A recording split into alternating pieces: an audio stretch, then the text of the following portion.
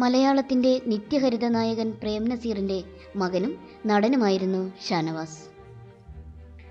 നായക വില്ലൻ വേഷങ്ങളിൽ തിളങ്ങിയ ഷാനവാസിനെ തിങ്കളാഴ്ച രാത്രി 7 മണിയോടെ തിരുവനന്തപുരത്തെ സ്വകാര്യ ആശുപത്രിയിൽ പ്രവേശിപ്പിച്ചെങ്കിലും 12 മണിയോടെ അന്ത്യം സംഭവിക്കുകയായിരുന്നു. ഹൃദയ-വൃക്ക രോഗങ്ങൾക്ക് ചികിത്സയിലായിരുന്നു Shanavas.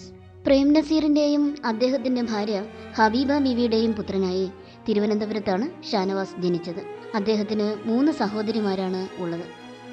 Chirayinkeezhu English medium school, Montfort school എന്നിവിടങ്ങളിൽ നിന്ന് പ്രാഥമിക വിദ്യാഭ്യാസം നേടുകയും ചെന്നൈയിലെ ന്യൂ കോളേജിൽ നിന്നും ഇംഗ്ലീഷ് സാഹിത്യത്തിൽ മാസ്റ്റേഴ്സ് ബിരുദം നേടുകയും ചെയ്തു.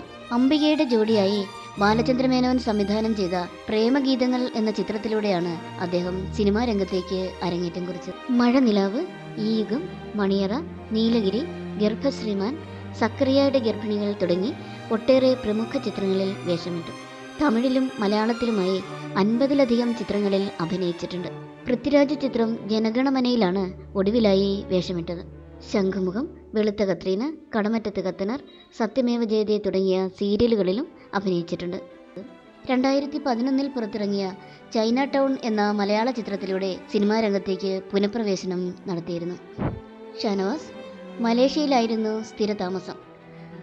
വഴുതക്കാട് ആകാശവാണിക്ക് സമീപമുള്ള ഫ്ളാറ്റിലായിരുന്നു കുറച്ചു നാളുകളായി താമസം.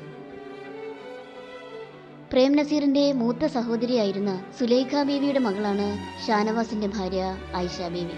ഷാനവാസിന് ഷമീർ ഖാൻ, അജിത് ഖാൻ എന്നിങ്ങനെ 2 പുത്രന്മാരാണുള്ളത്. Uppukandam brothers back in action എന്ന മലയാള ചിത്രത്തിലൂടെ ഷമീർ തൻ്റെ ഭാഗ്യം പരീക്ഷിച്ചുവെങ്കിലും ചിത്രം പരാജയപ്പെടുകയും പിന്നീട് മലേഷ്യയിൽ വ്ളോഗർ എന്ന കമ്പനിയിൽ മാനേജരായി ജോലി നേടുകയും ചെയ്തു. 2ാമത്തെ മകൻ അജിത് ഖാൻ ഓസ്ട്രേലിയയിൽ ജോലി ചെയ്യുന്നു.